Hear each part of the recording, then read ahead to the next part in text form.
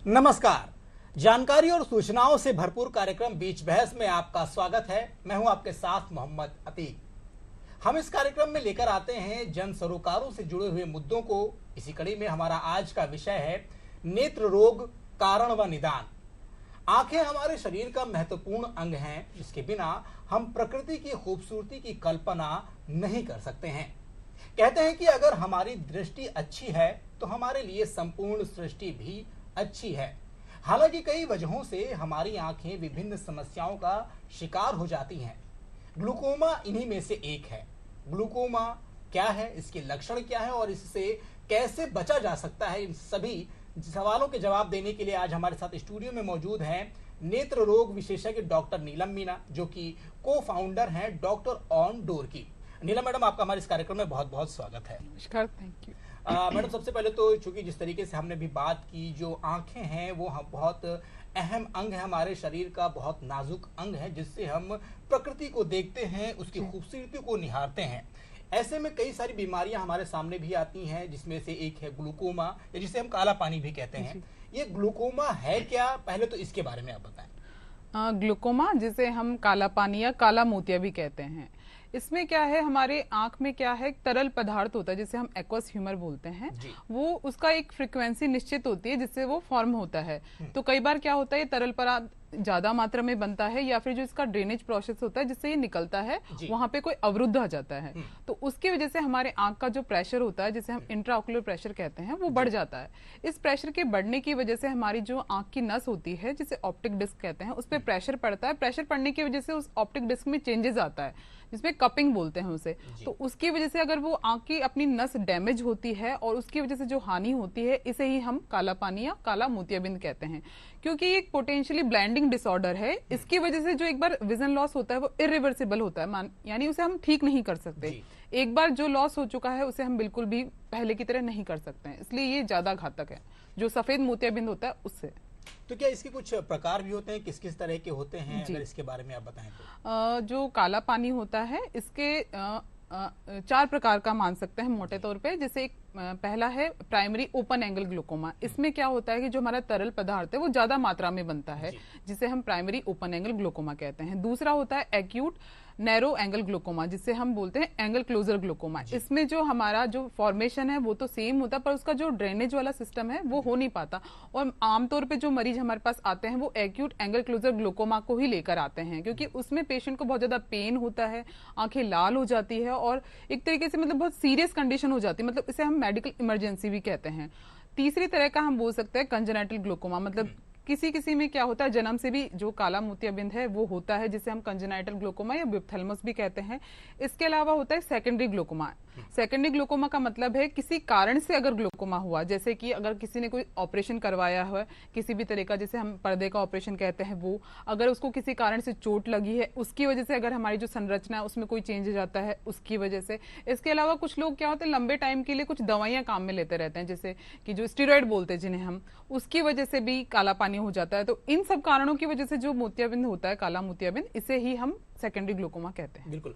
ये जो काला पानी होता है, इसकी पहचान कैसे कर सकते हैं किसी को, या इसके लक्षण क्या है, इसके बारे में होता है।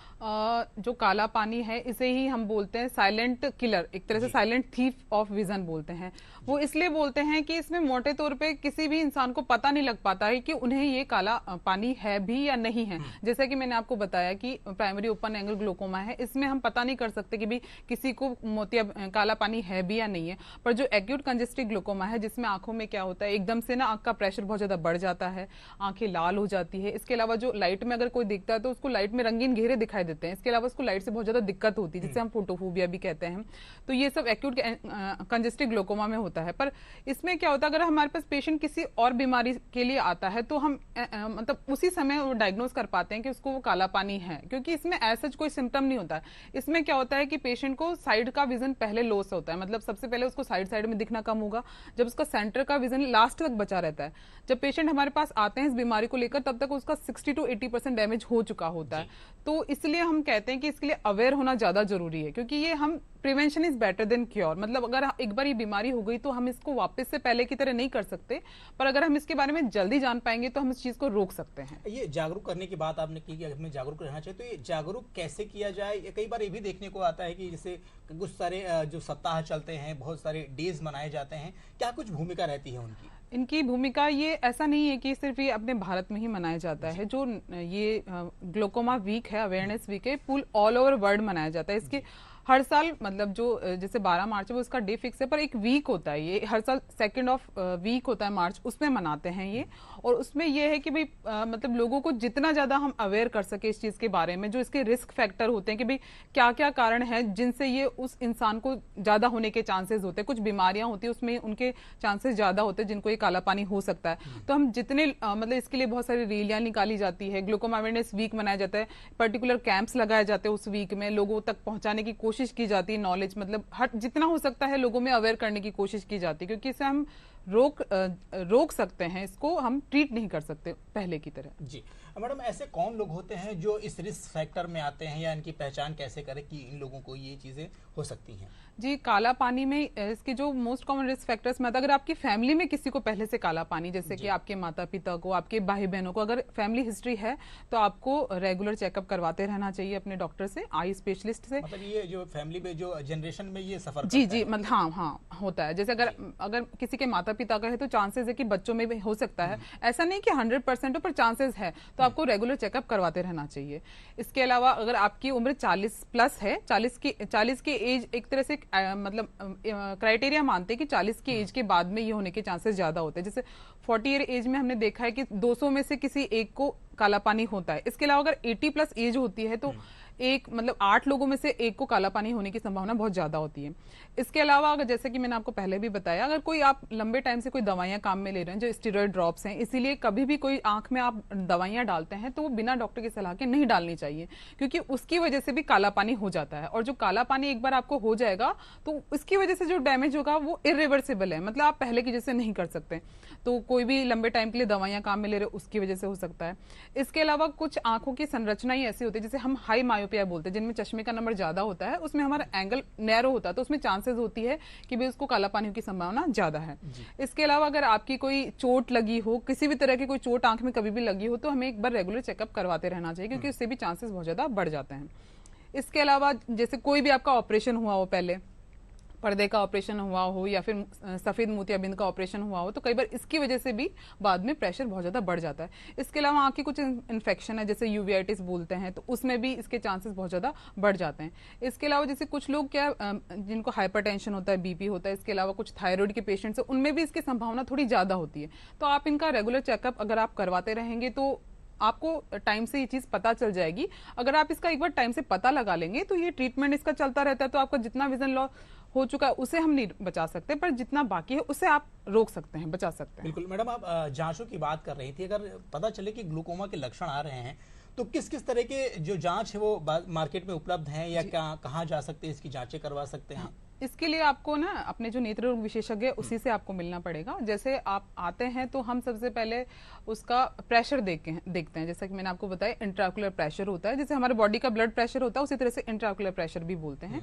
वो 10 से 21 mmHg होता है। ऐसा फिक्स नहीं है कि 10 से 21 वाला नॉर्मली है, हर इंसान के लिए हो सकता है 15 mmHg भी उसके लिए ठीक नहीं हो सकता है 21 mmHg जो प्रेशर है वो भी उसके लिए ठीक हो। तो इसके लिए हम लोग क्या पहले इंट्राओकुलर प्रेशर चेक करते हैं। इसके अलावा जो इसका गोल्ड स्टैंडर्ड ट्रीटमेंट वो बोलते हैं हम इन्वेस्टिगेशन, वो होता है पेरीमेट्री। पेरीमेट्री का मतलब ये है कि हम इसका एक विजुअल फील्ड चार्टिंग होती है, उसमें हम एक डार्क रूम प्रोसीजर होता है, इसमें पेशेंट की जांच करते हैं, तो उससे हम ये पता लगा सकते हैं कि भी इसका कितना विजन लॉस हो चुका है। मतलब एक चार्ट होता है, उसमें अलग अलग क्वाड्रेंट होते हैं 4, तो उसमें से कितने एरिया को उसने कवर कर लिया है, तो वो डार्क स्पॉट आता है जिसे हम स्कोटोमा बोलते हैं। इसीलिए इसको काला मोतिया कहते हैं, क्योंकि इस जांच में जो एरिया डार्क जोन में आ जाता है उसे हम स्कोटोमा बोलते हैं।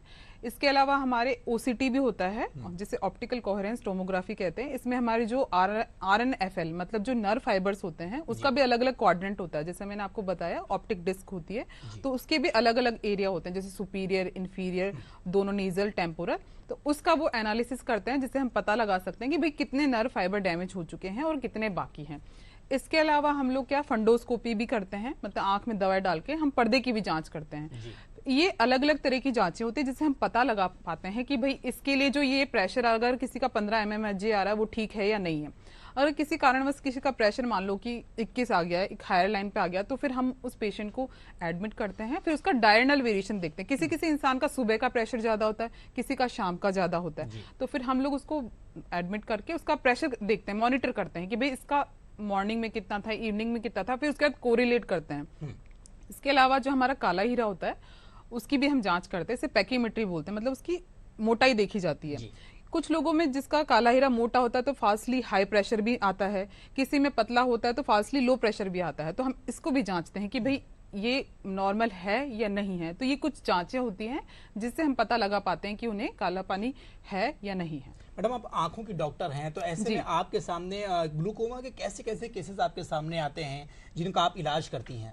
जी, मैंने जैसा कि आपको बताया कि इसमें लोगों को पता नहीं होता कि भाई उन्हें काला पानी है। मेरे पास अक्सर लोग किसी और बीमारी को लेकर आते हैं, फिर जब मैं उनकी जांच करती हूँ, आंख के प्रेशर की जांच करती हूँ, जो रूटीनली हर पेशेंट की जाती है। आप किसी भी बीमारी के लिए आते हैं तो हम उसके काला पानी के लिए मतलब ये जांच करते हैं, प्रेशर की जांच करते हैं, उसकी पर्दे की जांच करते हैं। तो हम लोग जब इनकी जांचें करते हैं तब हमें पता चलता है कि इसका इस चीज का लॉस हो चुका है। तो अक्सर लोगों को पता नहीं होता है कि भाई उनको काला पानी है। पर जैसा कि मैंने आपको बताया, एक मेडिकल इमरजेंसी वाली कंडीशन होती है जिसे बोलते हैं एंगल क्लोजर ग्लूकोमा। उसमें पेशेंट आएगा तो उसको बहुत पेन होता है, उसके एक तरफ का जो हिस्सा होता है वो पूरा दर्द करता रहता है, जिस तरफ उसका प्रेशर बहुत ज्यादा होता है, आंखें बहुत लाल हो जाती है, बहुत पानी आता है। तो उस कंडीशन में हमें मेडिकल इमरजेंसी में हमें उसकी सर्जरी भी करनी पड़ती है। तो अक्सर जो मैंने पेशेंट देखे वो मेडिकल इमरजेंसी वाले देखे। जो रूटीनली कोई पेशेंट आता, अगर हमें उनमें बोलती भी हो ना कि भाई आपको काला पानी, आप ये जांचें कराएं, तो वो इस चीज को समझ नहीं पाते। जैसे कि मैं ग्रामीण एरिया में काम कर रही हूँ, मैं भी गंगापुर सिटी में, तो वहां अक्सर लोग आते हैं तो उन्हें वो बताना थोड़ा सा मतलब उन्हें समझाना थोड़ा भारी हो जाता है कि भाई हाँ उन्हें काला पानी है। उन्हें अगर हम एडवाइस करते हैं कि भाई आप ये जांचें करवा लो, तो थोड़ा मुश्किल होता है उन्हें ये समझाना भी कि भाई ये इतनी भयानक बीमारी उन्हें है, वो समझ नहीं पाते हैं इसको। अगर मान लीजिए मैडम ग्लूकोमा का जैसे पता ही चल जाए कि हाँ ग्लूकोमा है या काला पानी है, तो इसका उचित इलाज क्या है? इसका उचित इलाज यही है, जैसे हमारे पास सबसे पहले हम लोग क्या जो दवाइयाँ होती हैं, टॉपिकल ड्रॉप्स, वो देते हैं। कोई पेशेंट आए, उसका प्रेशर देखते हैं, उसको पहले दवाइयाँ दी जाती है। अगर दवाइयों से किसी का प्रेशर कंट्रोल नहीं हो पाता है तो इसमें सर्जिकल प्रोसीजर भी होते हैं अलग अलग। जैसे हमारी जो पुतली होती है, आँख की पुतली, जिसमें क्या मैंने जैसे आपको बताया, इसका प्रॉपर प्रोसेस होता है इसके बनने का और इसका ड्रेन होने का। अगर ड्रेनेज में कोई समस्या आ रही है, कोई रुकावट आ रही है, तो हमारी जो पुतली होती है आयरिस, उसमें एक छोटा सा छेद कर दिया जाता है लेजर के द्वारा, जिसे हम आयरिडोटोमी बोलते हैं। तो उस छेद की वजह से उसका ड्रेन होता रहता है। फिर हम उसका प्रेशर मॉनिटर करते हैं। अगर इससे भी कई बार क्या होता है कि वो कंट्रोल नहीं हो पाता, हम कुछ दवाएं शुरू करते हैं, तो उसके बाद इसकी सर्जरी भी होती है जिसे ट्रेबुकलेक्टोमी बोलते हैं। उसके बाद हम कुछ दवाएं शुरू करते हैं। कुछ लोगों में क्या होता है कि हम सर्जरी भी कर देते हैं, दवाएं भी शुरू करते हैं, तो भी वो सही नहीं हो पाता। एक वॉल्व सर्जरी होती है, स्टैंडर्ड ट्यूब ड्रेन, हम उसमें वो भी लगा देते हैं जिससे वो ड्रेन होता रहता है। तो मतलब ये सर्जरीज की जाती है, पर इसके बावजूद भी आपको जो ड्रॉप्स हैं वो लाइफ लॉन्ग यूज करनी पड़ती है। मैडम, कई बार जो सर्जरी की बात जब आती है तो जो आम नागरिक होते हैं जिसको ये बीमारी हो रही होती है, सर्जरी से बड़ा घबराते हैं लोग कि सर्जरी नहीं करानी चाहिए, क्या होगा, सही ना हो सकता है और खराब हो जाए। ये जो मिथ है इसको कैसे दूर किया जाए? जी, अक्सर लोग डरते हैं, गांव में तो बहुत ज्यादा डरते हैं। उन्हें ऐसा लगता है कि भाई आंख खराब हो जाएगी अगर हम लोग बनवाएंगे। वो इस चीज से डरते हैं कि भाई हमारा जितना दिख रहा है उतना है तो रह जाए, वो काफी, अगर इसके बाद हमें नहीं दिखाएगा तो क्या होगा। तो इसके लिए हम उनको प्रॉपर तरीके से काउंसलिंग करना बहुत जरूरी होता है। जैसे जो एजुकेटेड लोग हैं वो तो इस चीज को समझते हैं कि भाई ये बीमारी क्या है क्या नहीं है, पर ग्रामीण क्षेत्र में ग्रामीण लोगों को समझाना बहुत मुश्किल होता है। तो इसीलिए मैं उन लोगों से उन्हीं मतलब जैसे हम लोग कैंप्स भी लगाते हैं, मैं कैंप भी लगाती हूँ गंगापुर में, तो हम लोग वहां जाते हैं, उनसे कम्युनिकेट करते हैं। मैं उन्हीं की लोकल लैंग्वेज में उनसे कम्युनिकेट करने की कोशिश करती हूँ, उन्हें थोड़ा भरोसा दिलाने की कोशिश करती हूँ कि भाई आप आइए, आपका प्रॉपर ऑपरेशन होगा, इसमें कोई भी घबराने की जरूरत नहीं है। अगर आप नहीं करवाएंगे तो इससे क्या कॉन्सिक्वेंसेज होंगे। और लोगों में ये मिथ भी है कि जो ऑपरेशन होता है वो सर्दियों में ही अच्छा होता है, मैंने ये देखा है, वो गर्मियों में नहीं करवाना चाहते। पर कुछ लोग, जैसे मैंने बताया, मेडिकल इमरजेंसी होती है, तो उस कंडीशन में उनको बहुत तरीके से, बहुत भावनात्मक तरीके से समझाना पड़ता है कि भाई ये आपके लिए बहुत जरूरी है। बिल्कुल। कई बार जो सर्जरी होती है ग्लूकोमा की सर्जरी, तो क्या ये कितना चांसेस सही रहता है या कितना सफल होता है? जी, जैसा मैंने आपको बताया कि prevention is better than cure. अगर आप इस बीमारी को पहले समझ ले तो बहुत अच्छा रहता है, क्योंकि इसका ट्रीटमेंट ऐसा है कि मतलब आप दवाइयां तो आपको हमेशा यूज करनी पड़ेगी, क्योंकि आपका जो डैमेज हो चुका है उसे आप रोक नहीं सकते। आपको प्रेशर, एक टारगेट प्रेशर जो होता है वो आपको मेंटेन रखना होता है, क्योंकि अगर वो प्रेशर आपका फिर बढ़ेगा तो जो आपकी ऑप्टिक डिस्क है वो और डैमेज हो जाएगी। तो इसके ये मैंने देखा है कि मतलब सर्जरीज फेल भी होती है, नॉर्मल भी रहती है, पर यह है कि मतलब रिजल्ट्स इतने अच्छे नहीं हो पाते हैं जितना हम चाहते हैं। जैसे सफेद मोतियाबिंद, काला मोतियाबिंद में यही फर्क है, उसमें आपको पहले से बेहतर विजन दिखता है, पर इसमें यह है जितना लॉस हो गया उसे आप नहीं रोक सकते हैं। अगर आपका 80% लॉस हो चुका उसे आप नहीं रख सकते, जो 20% है उसको बचाने के लिए आपको सर्जरीज भी करवानी पड़ती है, लाइफ लॉन्ग मेडिसिन भी यूज करनी पड़ती है। जैसे आप बीपी के लिए लेते हैं, डायबिटीज के लिए लेते हैं, उसी तरह से आपको इसके लिए लाइफ लॉन्ग ड्रॉप्स यूज करनी पड़ती है। मैडम, अभी आपने जिक्र किया सफेद मोतियाबिंद और काला मोतियाबिंद, ये दोनों में क्या डिफरेंस है?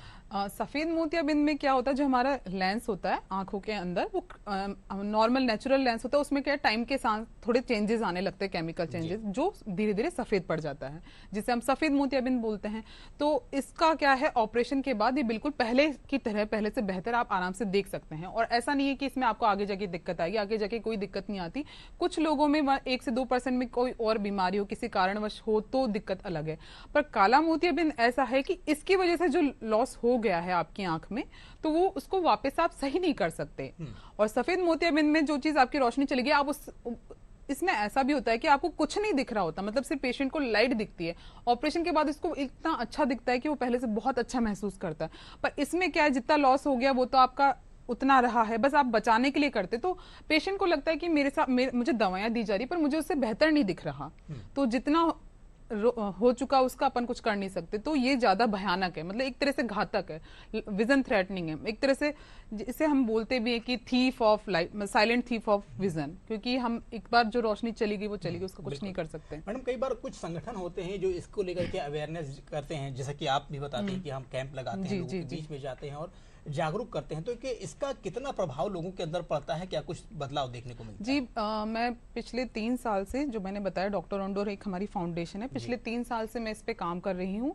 और हम लोग 3 साल से कैंप लगा रहे हैं, मतलब मैं अलग अलग गाँव में जाके हम लोग कैंप लगाते हैं, लोगों से इंटरेक्शन करते हैं, उन्हें समझाने की कोशिश करते हैं कि भाई ये ऐसी चीज है, अगर आप इसे टाइम पे सही करा लेंगे तो इससे आपको बिल्कुल पहले की तरह बेहतर दिखेगा। और आप उस एरिया में रहते लोगों के पास जाकर उनसे बात करते हैं तो वो आप पे भरोसा भी दिखाते हैं। गाँव के लोगों का यही, अगर आप उनसे उन्हीं की भाषा में बात करेंगे, उनसे इंटरेक्ट करेंगे, तो वो उसमें भरोसा दिखाते हैं और उस चीज के लिए वो तैयार भी होते हैं। और पिछले 3 सालों में मतलब काफी सर्जरीज हुई है, और अभी भी हम लोग कैंप करते हैं, शनिवार रविवार के दिन फ्री ऑफ कॉस्ट सर्जरीज करते हैं, और लोग आते हैं उसमें, मतलब भरोसा पहले से बढ़ता जा रहा है। अगर मैं विश्वास की बहुत बिल्कुल ज़्यादा ज़रूरत हाँ होती है, जी तभी लोग जी आकर्षित जी, होते हैं। और क्योंकि आंखें आपने बताया शरीर का एक ऐसा नाजुक अंग है जो आप हर किसी पे भरोसा नहीं कर सकते। अगर आपको भी कुछ होगा तो आप 10 बार पूछेंगे कि भाई किससे ऑपरेशन करवाना चाहिए, तो वही भरोसे वाली बात है। मैडम, अगर संख्या की बात करें तो जो भारत में लगभग कितने लोग होंगे जो ग्लूकोमा से पीड़ित हैं, उससे जो परेशान हैं? जो संख्या हम बोले तो जो हमारे रिकॉर्ड्स में है वो 4 to 5% है, पर ये बिल्कुल सही नहीं है। मैंने जैसा कि आपको बताया, लोगों को पता ही नहीं होता कि उन्हें काला पानी भी है। तो लगभग 90% जो लोग हैं वो अभी भी अनडिटेक्टेड है, रिकॉर्ड्स में नहीं है, उन्हें पता ही नहीं है कि आपको काला पानी भी है। जब वो बिल्कुल आंख खत्म हो जाती है उसके बाद वो आपके पास आते हैं। और जैसा कि मैंने आपको बताया, जो एजुकेटेड लोग होते हैं उन्हें तो पता होता है इस चीज के बारे में कि भाई हमें प्रॉब्लम हो रही है तो हमें जाके दिखाना चाहिए। और इसमें जैसा कि मैंने आपको बताया, इसमें साइड का विजन पहले जाएगा, और जो आंख का सेंटर वाला विजन है, बिल्कुल जो सामने हम देख रहे हैं, वो लास्ट तक बचा रहता है आपके पास में। मतलब 80% लॉस हो जाता है, उसके बाद भी सेंटर वाला विजन बचा रहता है। तो गाँव के लोग, उन्हें लगता है कि भाई हमें सामने का तो दिख रहा है, उनको साइड का नहीं दिखता, तो उनको लगता है नॉर्मल चीज होगी, तो मिलते ही नहीं है। तो मतलब रिकॉर्ड्स में है नहीं। कुछ लोग तो ऐसे जो इस चीज को मान लेते हैं कि भाई ये तो भगवान की मर्जी थी, ये माता माई थी जो उन्होंने मेरी आंख खा ली। मतलब मेरे पास आते हैं ऐसे मरीज, तो वो इस चीज को एक्सेप्ट कर चुके हैं कि भाई ये तो नॉर्मल चीज है, कि भाई ये तो भगवान की मर्जी थी जो हो गया हमारे साथ। मैडम, कई बार देखा जाता है, गाँवों की हम लोग बात करते हैं, गाँव में कुछ लोग होते हैं जो लोकल जाकर के मेडिकल स्टोर से या कहीं पर भी जाकर जो झोला छाप डॉक्टर जिन्हें आप कह सकते हैं, उनसे दवा लेकर के आंखों में डाल लेते, तो आंखें खराब होने के चांसेस ज्यादा बढ़ जाते हैं। तो ऐसी परिस्थिति में क्या कुछ करना चाहिए, क्या ये कितना सही है ये दवाएं लेना? मैं यही बताना चाहूंगी कि मतलब ये अवेयरनेस के लिए जो प्रोग्राम मैंने सबसे इम्पोर्टेंट देखा गांव में, कि किसी भी डॉक्टर, किसी के पास भी जाएंगे, किसी भी झोला छाप के पास, किसी भी मेडिकल स्टोर के पास, उनके पास स्टेरॉइड ड्रॉप्स होती है, वो किसी भी बीमारी के लिए उनको वो पकड़ा के दे देते हैं। मैंने ये देखा कि बहुत कॉमन है, और मैंने आपको जैसा कि बताया कि स्टेरॉइड ड्रॉप्स की यूज की वजह से हमारा काला पानी भी होता है, इसके अलावा मोतियाबिंद भी होता है। सफेद जो मोतिया, काला मोतिया और सफेद मोतिया दोनों ही, अगर लंबे टाइम के लिए आप स्टेरॉइड ड्रॉप्स यूज कर रहे हैं, इवन अगर आप स्किन पे भी लगा रहे हैं किसी भी हिस्से में से, तो वो भी आपकी आंखों को डैमेज करती है। मतलब काला मोतिया और सफेद मोतिया दोनों, इससे बहुत ज्यादा रिस्क है कि इससे होने के चांसेस हैं। तो मैं बस यही बताना चाहूंगी कि आप किसी भी लोकल प्रैक्टिशनर या झूला छाप से वो दवाएं ना लें। आप इसकी जगह आपके पास में कोई पीएचसी है, सीएचसी है या डिस्ट्रिक्ट हॉस्पिटल है, वहां जाके वहां के डॉक्टर से वो दवाएं लीजिए। अगर मान लो कोई वहां नेत्र रोग विशेषज्ञ नहीं भी है तो जो नॉर्मल वहां प्रैक्टिशनर होगा, जो एमबीबीएस डॉक्टर होगा, वो भी कम से कम आपको वो स्टेरॉइड ड्रॉप तो यूज करने के लिए नहीं देगा, वो नॉर्मल ड्रॉप्स देगा। तो कम से कम अगर अब आपकी आंखें ठीक नहीं कर रहा तो कम से कम खराब तो नहीं कर रहा वो बिल्कुल। ये चीज। तो मैडम अगर हम जानना चाहें, जो हमारे दर्शक देख रहे हैं, तो कैसे ड्रॉप्स का इस्तेमाल करना चाहिए या कैसे क्या चीज, कुछ के बारे में कुछ बताएं। मैं तो यही कहना चाहूंगी कि आप आंखों के लिए कोई भी ड्रॉप लें तो अपने जो नेत्र रोग विशेषज्ञ हैं उन्हीं से बात करके लीजिए, क्योंकि हर चीज के कोई ना कोई साइड इफेक्ट होते हैं। पर फिर भी कुछ ड्रॉप्स होती हैं वो आप उन्हें रेगुलर यूज कर सकते हैं। पर मैं वही सलाह दूंगी, अगर आपको कोई भी चीज हो, कोई भी बीमारी हो, तो आप उससे नेत्र रोग विशेषज्ञ से जाके लीजिए, क्योंकि आंख बहुत सेंसिटिव चीज होती है। और जैसा कि मैंने आपको बताया, काला पानी में एक बार जो विजन लॉस हो गया उसके बाद उसे आप वापस ठीक नहीं कर सकते। इसके अलावा इसे हम कंप्लीट ब्लाइंडनेस भी हो जाती है इसकी वजह से। तो मैं यही कहूंगी कि आप अपने नेत्र रोग विशेषज्ञ से या फिर आपके जो डॉक्टर हैं पास में जो अवेलेबल, उनसे लेकर मैडम ग्लूकोमा या फिर जो और भी आंखों से रिलेटेड जो बीमारियां होती हैं, उनसे आंखों को बचाने के लिए किन किन बातों का ध्यान रखना चाहिए। कोई भी बीमारी हो तो सबसे पहले आपको जो भी सिम्टम्स आपको महसूस हो रहे हैं, जैसे कुछ बीमारियां होती है, जैसे आजकल क्या है, फोन वोन भी बहुत यूज करने लग गए हैं लोग, कंप्यूटर, जैसे कंप्यूटर विजन सिंड्रोम बोलते हैं। तो इसमें क्या होता है, जो बच्चे हैं, बड़े हैं, सबको क्या होता है, आंखों में बहुत ज्यादा पेन होने लगता है, उन्हें सिर दर्द की कंप्लेन रहती है, उन्हें लगता है कि आंखें भारी भारी रह रही है। अगर आपको इस तरह के सिम्टम्स आ रहे हैं तो मैं एक रूल बताना चाहूंगी, जिसे विजन 20-20 रूल बोलते हैं। अगर आप स्क्रीन टाइम आपका 20 मिनट्स के लिए है तो आप 20 सेकंड्स का ब्रेक दीजिए, 20 फीट डिस्टेंस पे देखिए। तो आप ऐसे तो काउंट नहीं कर सकते भी 20 फीट डिस्टेंस कितना है। तो मेरे कहने का मतलब ये है, अगर आप स्क्रीन पे देख रहे हैं 20 मिनट्स के लिए तो 20 फीट मतलब दूर देखिए।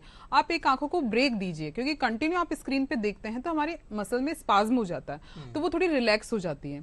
इसके अलावा कुछ प्रोटेक्टिव ग्लासेस भी आते हैं। अगर आपके चश्मे का नंबर है तो आप वो प्रोटेक्टिव ग्लास, जैसे blue cut, blue block glasses होते हैं, तो जो वो रेज आती है तो उससे हमारे आंखों को बहुत हद तक वो उसको बचा के रखता है।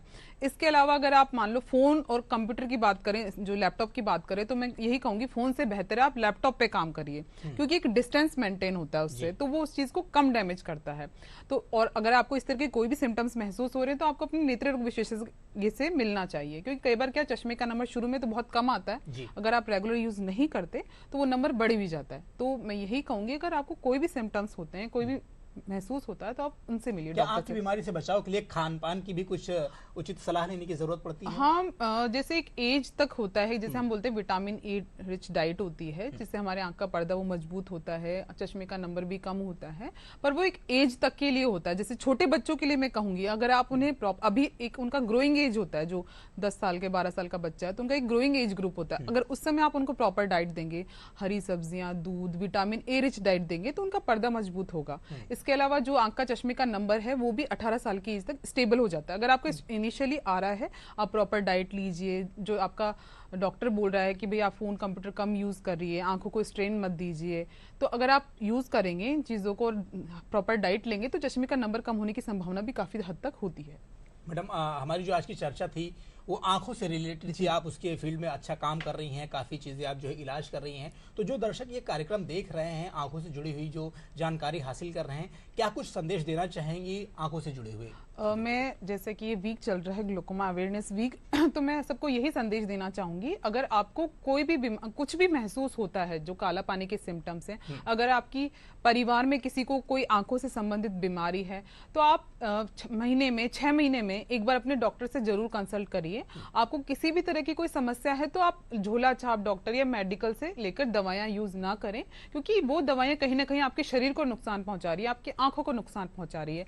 इसके अलावा जो टाइम टू टाइम अपने डॉक्टर से मिलते रहिए। बिल्कुल। तो जिस तरीके से अभी जो नेत्र रोग विशेषज्ञ थी नीलम मीणानी, जिन्होंने बताया कि आंखें बहुत अहम अंग है हमारे शरीर का, और आप कहीं पर भी किसी भी झोला छाप या फिर जो प्राइवेट प्रैक्टिशनर जो लोकल होते हैं उनसे दवा मत लें, हमेशा डॉक्टर की सलाह पर ही आंखों के लिए कोई भी इलाज करवाएं। इस कार्यक्रम में फिलहाल बस इतना ही। आप देखते रहिए डीडी न्यूज राजस्थान। नमस्कार।